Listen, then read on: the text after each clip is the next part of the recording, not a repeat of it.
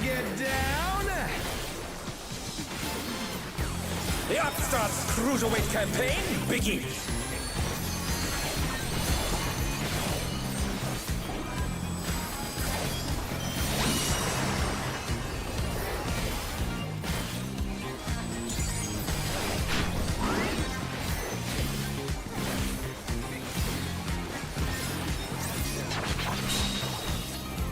Keep up with the rhythm?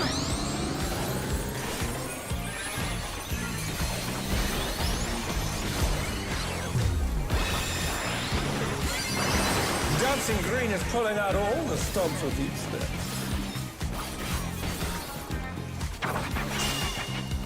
We're just getting started! Keep grooving, baby!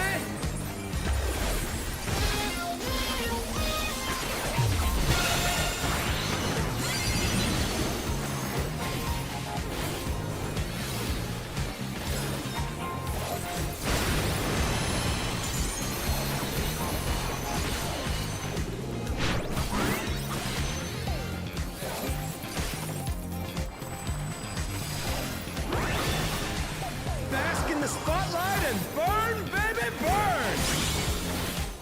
An invitation to dance. How will the challenger respond?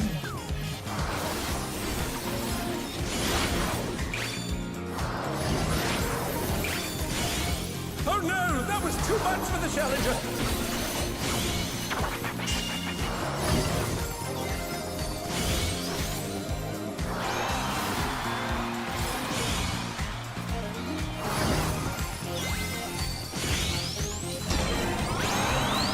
The challenger rises again! Can they turn this around?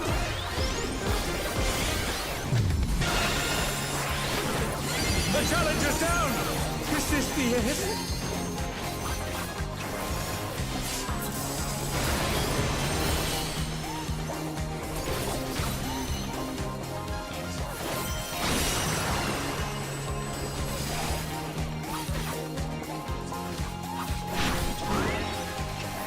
You're up, dancers!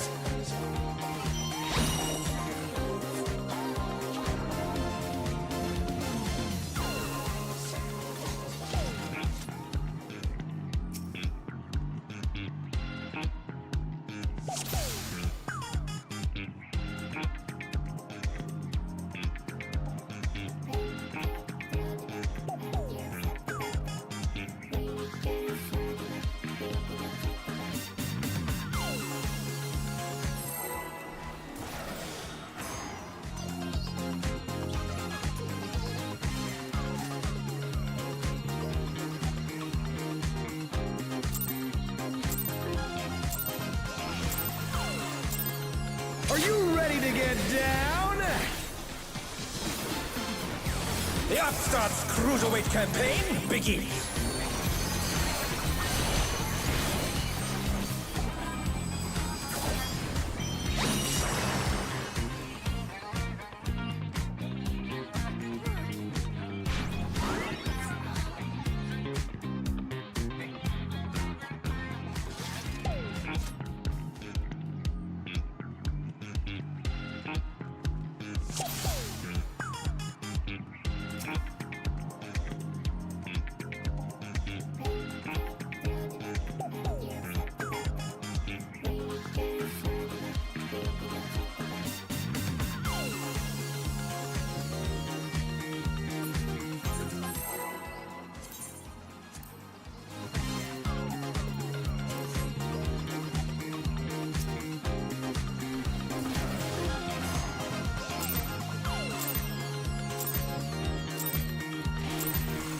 Are you ready to get down?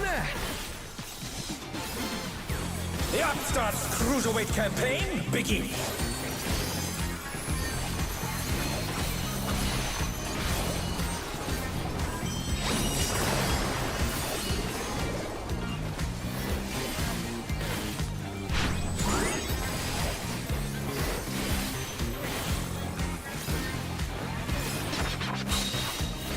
Can you keep up with the rhythm?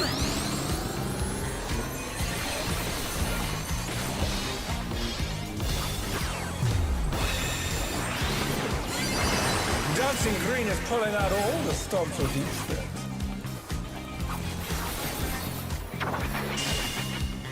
We're just getting started! Keep grooving, baby!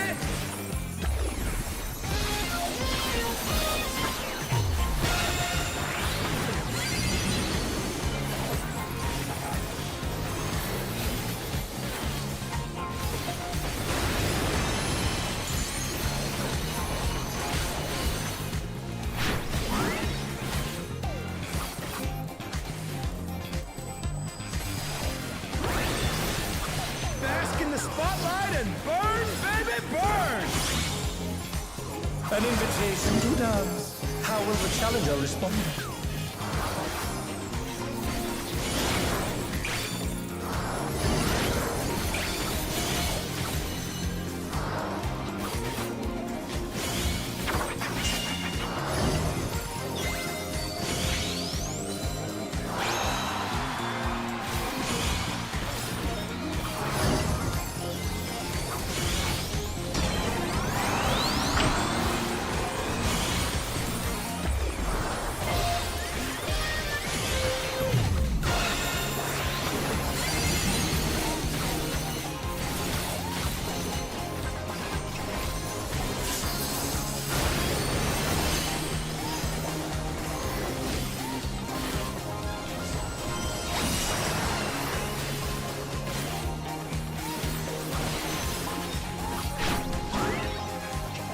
You're up, dancers!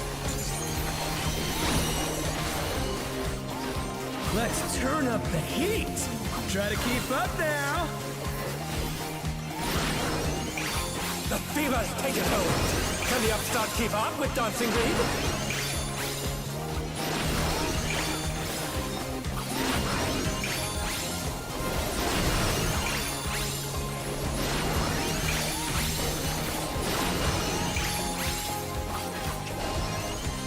Dance like there's no tomorrow!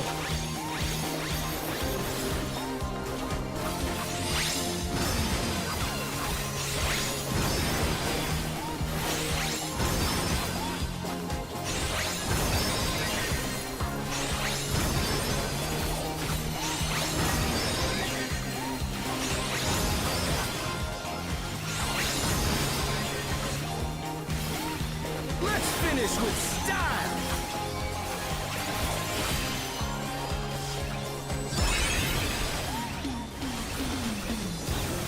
Not bad, but I reckon you've got more in you.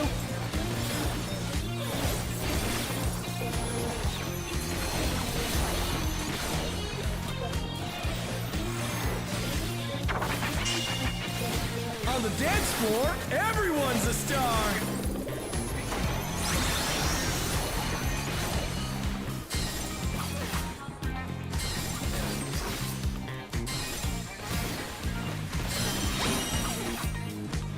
The challenger's down! Is this the end?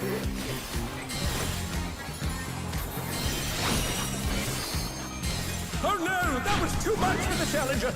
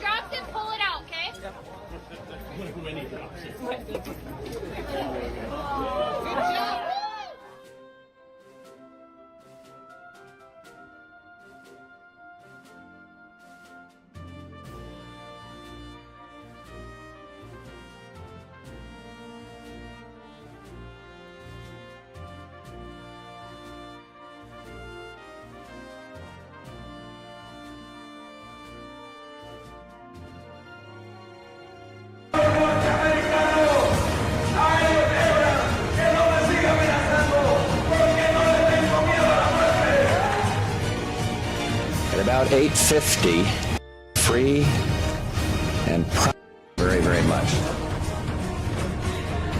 Thank you all very, very much. Will be an enduring tribute. Thank you all very, very much.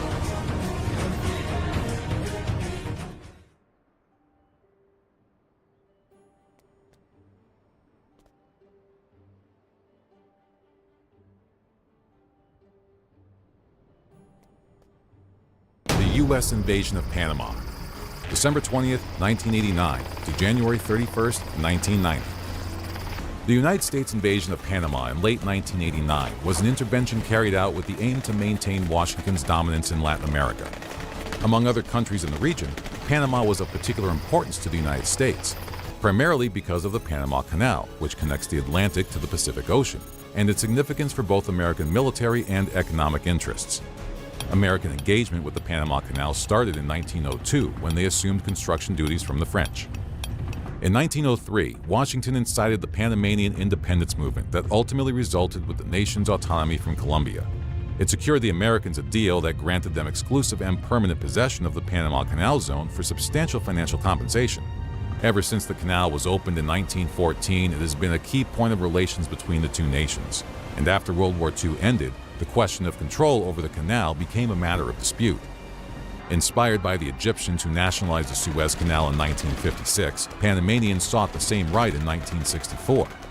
Following a riot in which American soldiers killed several Panamanians, the two nations briefly broke off diplomatic relations.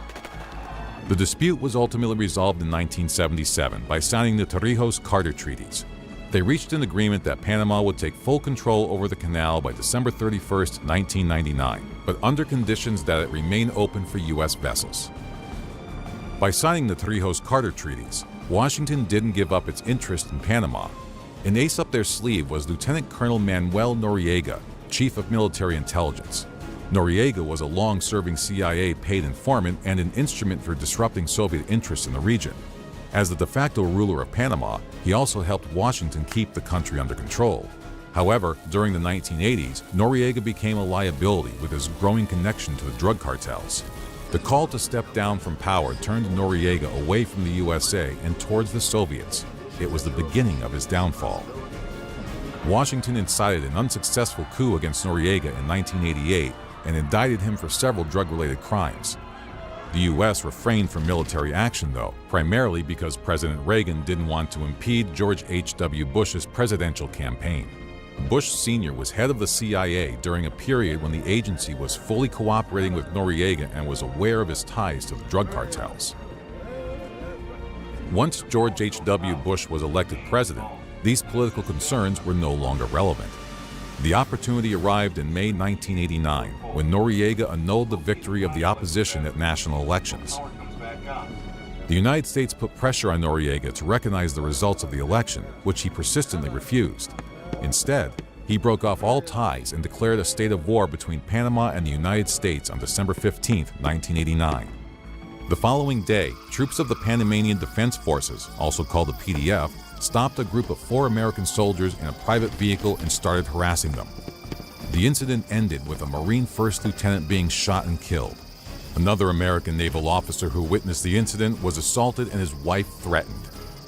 It was a turning point for President Bush, who ordered the execution of Operation Just Cause, the invasion of Panama. The Panamanian Defense Forces were hardly an equal adversary, with around 16,000 men under arms, organized in 2 infantry battalions, 5 infantry companies, 1 cavalry troop, and 2 public order companies. The PDF Air Force was comprised of only 500 men and equipped with non-combat aircraft only. The Navy also had only 400 men and a handful of small vessels. With only 28 armored cars, the PDF infantry was not capable of putting up much resistance against the U.S. invasion. However, what American generals feared was that the PDF might withdraw to the mountains and engage in guerrilla warfare. In such a case, PDF fighters would pose an enormous threat to establishing security in the country. For that reason, the United States Southern Command engaged over 27,000 soldiers for the mission. Almost half of this number, around 13,000 soldiers, were already stationed at U.S. military bases in Panama. These were soldiers of the 193rd Infantry Brigade, plus a battalion each from the 7th Light Infantry and the 5th Mechanized Infantry Divisions. Additionally, there were also smaller units from the Marines, Air Force, and Navy.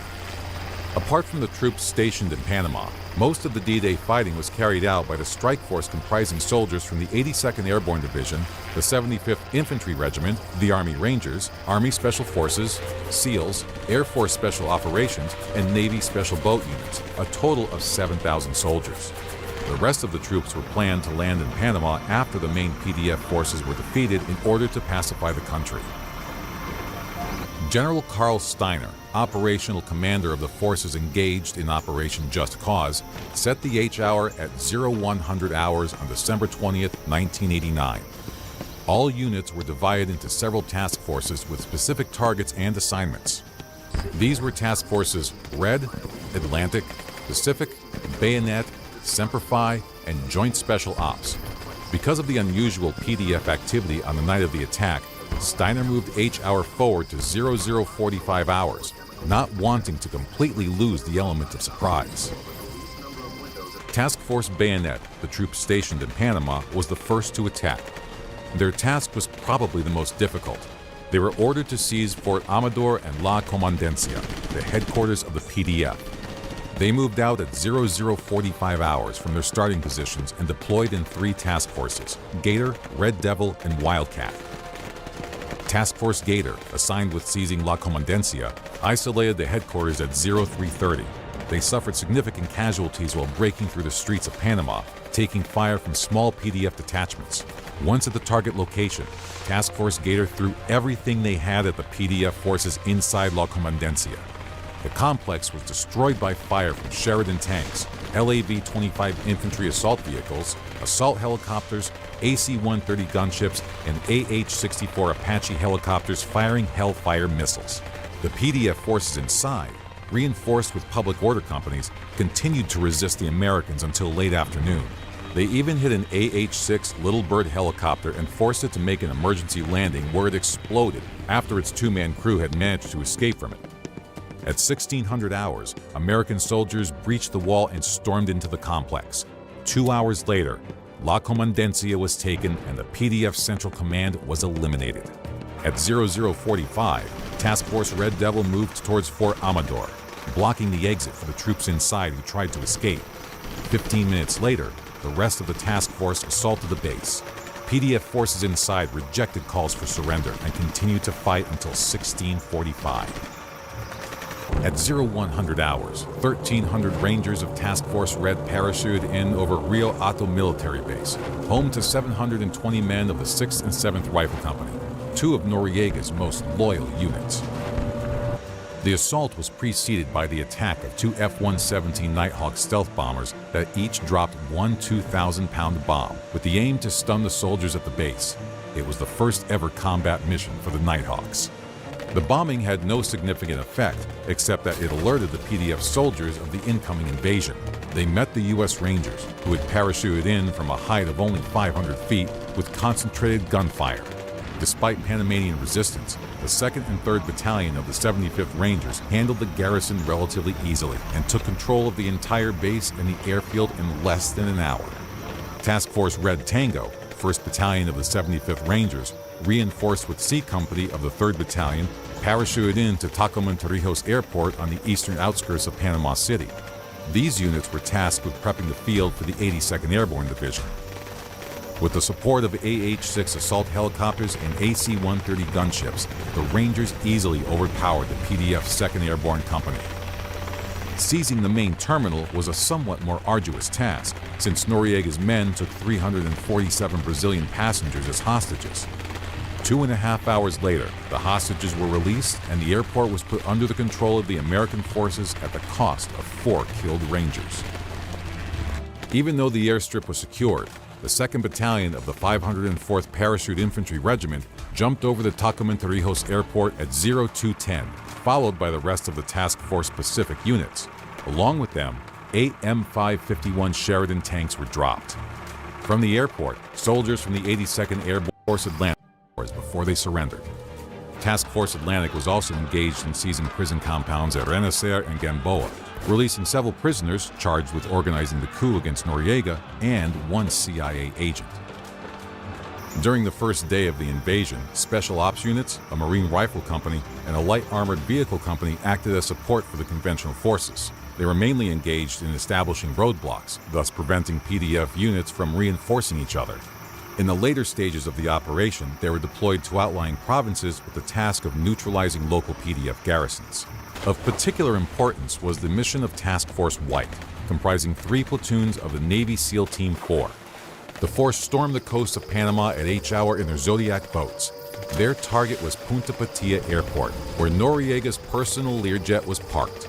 Before they attacked the hangar with Noriega's plane, SEALs blocked the runway by pushing light planes onto it. SEALs ultimately destroyed Noriega's jet with an AT-4 rocket, but suffered 4 killed and 8 wounded, more than they had anticipated. D-Day was appraised as very successful. Major PDF units were defeated and soldiers that weren't killed or wounded in action either surrendered or dispersed. On the evening of December 20th, a composite brigade of the 7th Infantry Division and the 16th Military Police Brigade arrived in Panama to establish order. For the next 4 days, they fought the remains of PDF forces that were still resisting.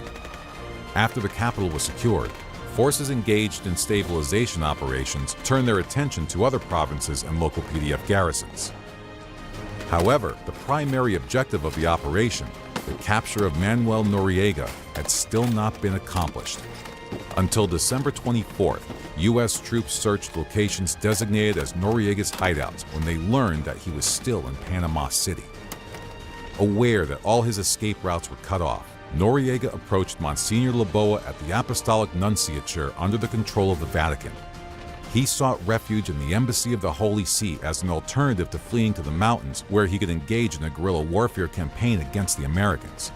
Not wanting to push the country into an exhausting war, Laboa allowed him to hide in the Nunciature on December 24th.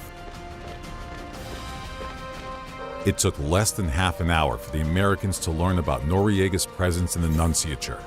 They immediately sent Task Force Green and military police personnel to block the complex with an order to search every vehicle coming in and out of the Nunciature. Washington started negotiations with the Vatican to release Noriega from the Nunciature. The newly installed Panamanian government and a conference of Panamanian Operation Just Caucasian as a violation that caused also condemned the organization of even though the Americans achieved complete success with the operation, it was met with condemnation by many countries.